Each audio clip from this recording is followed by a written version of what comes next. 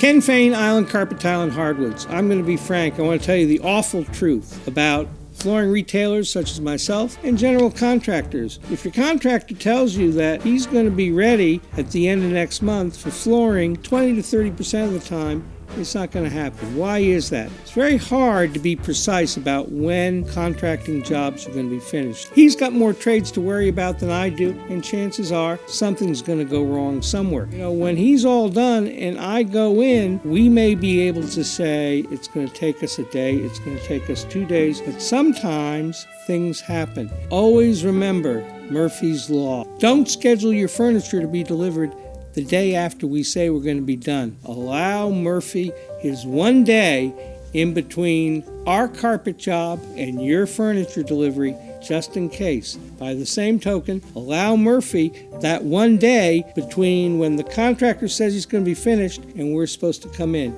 If you observe that Murphy's Law 1 day in between both ends, I think you're going to avoid a lot of trouble. Ken Fain, Island Carpet Tile and Hardwoods.